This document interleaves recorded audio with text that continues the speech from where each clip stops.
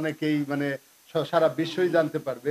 পারছে না কেন কাঠামো না গড়ে ওঠে নাই। এখন আপনারা সারা জীবন চাকরি একই একই ভালো বিশ্ববিদ্যালয় বা অন্যান্য বিশ্ববিদ্যালয় যারাই আসুক ওনাদের এবং আমাদের সম্মানিত জনপ্রতিনিধি এবং অন্যান্য যেটা দপ্তর হচ্ছে স্পেশালাইজড দপ্তর। আমি মাদকদ্রব্য নিয়ন্ত্রণ অধিদপ্তরে চাকরি করি। এখানে প্রিকারসর কেমিক্যাল আছে, বিভিন্ন জিনিস আছে মাদক সংক্রান্ত বিষয়। কিন্তু এখানে যে প্রথম শ্রেণীর কর্মকর্তা হয়ে যদি উনি ডিজি হতে না পারেন, উনি ডাইরেক্টর না হন, উনি অতিরিক্ত, তাহলে এই প্রতিষ্ঠান কিভাবে স্পেশালাইজড হলো, কিভাবে জনগণকে সেবা দিবে, কিভাবে মাদক নিয়ন্ত্রণ করবে। এভাবে প্রত্যেকটা সমাজসেবা বলেন, পাসপোর্ট বলেন, জাতীয় সাব রেজিস্ট্রার বলেন, শিক্ষা বলেন, আমাদের নির্বাচন কমিশন বলেন, সবগুলো কিন্তু স্পেশালাইজড দপ্তর। সুতরাং স্পেশালাইজড দপ্তরগুলো এই স্পেশালাইজড মানুষগুলো দিয়ে পরিচালনা করতে হবে। আমাদের দেশের জনগণের একটা নতুন সরকার আসলো, তারা পুরনো ব্যবস্থাকে ছিঁড়ে ফেলতে চাইলো। সেখানে জনসেবাকে আমরা অধিকতর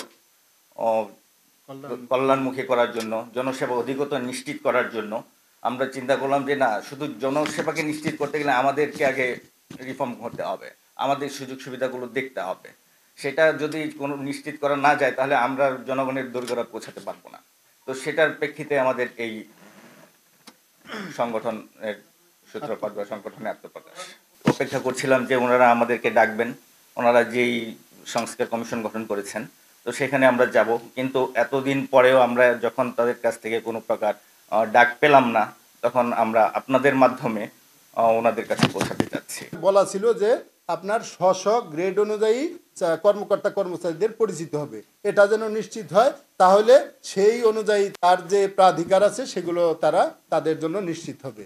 এটা বৈষম্য নিরসনের আর একটি টুলস হতে পারে। পলিসি লেভেলের লোক থাকবে, এই সকল বিষয়গুলো চিন্তা করে তারা আমাদেরকে এক্সক্লুড করে, অথবা আমাদের নিজস্ব লোক যারা যদি দু একজন ডিরেক্টর হয় তাকে ওই কমিটিতে রাখা হয় না বা দেওয়া হয় না, গুরুত্ব দেওয়া হয় না।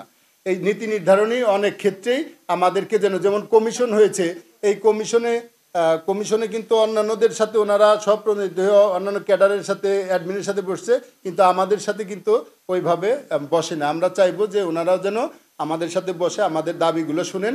অযৌক্তিক দাবি আমার মনে হয় যে এক টিউনে আপনারা নিশ্চয়ই একমত হবেন। সেক্রেটারি হওয়া লাগে কেন? আপনার সিনিয়র, তাহলে আমার ক্ষেত্রে সমস্যা হয়, আপনার ক্ষেত্রে তো সিনিয়র সচিব বা অন্য আরও কিছু হইতে পারলে হয়ে যাতে সেক্ষেত্রে সমস্যা হয় না।